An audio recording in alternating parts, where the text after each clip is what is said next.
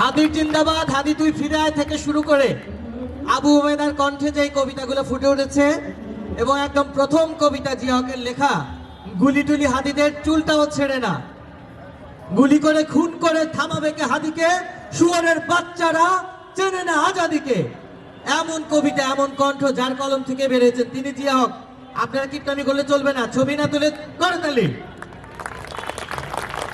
আসলে খুব উচ্ছ্বাস নিয়ে কথাগুলো বললেও আমাদের ভিতরটা কষ্টে ফেটে যাচ্ছে। আমরা কখনো ভাবতে পারি নাই আমাদের শরীফ ওসমান হাদিকে নিয়ে আমাদের এরকম কবিতা লিখতে হবে, কখনো লিখতে হবে হাদি তুই ফিরে আয়, হাদির জিন্দাবাদ, এই কবিতা লিখতে হবে আমরা কখনো ভাবি নাই, কল্পনাও করি নাই, আমাদের চিন্তার ধারে কাছে ছিল না। আমরা চেয়েছিলাম হাদি যে আজাদির লড়াই করছে সেই আজাদি নিয়ে আমরা ঘরে ফিরব। সেই আজাদি নিয়ে আমাদের ঘরে ফেরা হয়নি, বরঞ্চ আমরা দিন দিন সেই ফ্যাসিবাদের গুলির নিশানা হয়ে দাঁড়িয়েছি। কোন ধ্যান ধারণা চিন্তা থেকে হাদিকে নিয়ে কবিতার এই কথাগুলো লিখেছেন আমরা কবির মুখ থেকে ছোট্ট করে অল্প করে শুনবো, তারপরে আমরা শুনবো গান। ধন্যবাদ।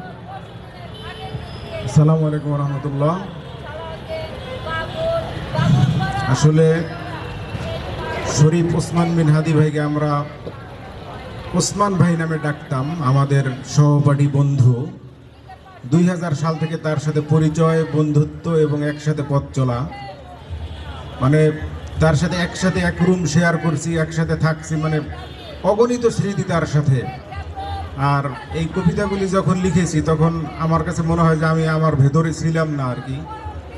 আর কবিতার ভিতরে কিছু শব্দ আছে, কিছু উচ্চারণ আছে এরকম যে নর্মালি আমার স্বভাবজাত ওরকম না, কিন্তু কবিতার ভেতর ওই শব্দ আসছে।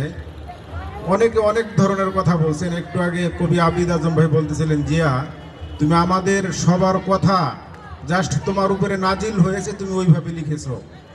আসলে আমি অন্যান্য অনেক ধরনের কবিতা লিখি, এইভাবে এত দ্রুত কোনো কবিতা লিখতে পারি নাই।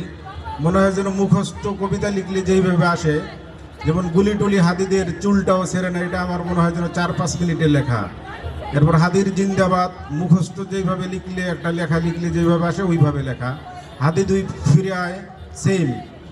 যাই হোক, কবিতাগুলি লেখার মানে আমার কাছে মনে হয় যে হাদি ভাইকে আমি খুব ভেতর থেকে ফিল করি, এবং যেহেতু আমার সহপাঠী বন্ধু এবং একসাথে দীর্ঘদিন পথ চলা, এই জিনিসটা আমার ভিতরে ভর করছে।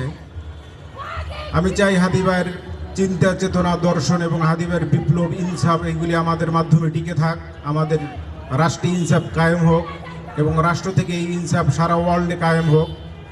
সবাই আমার জন্য দোয়া করবেন, দোয়া চাই। জিন্দাবাদ। ধন্যবাদ সবাইকে।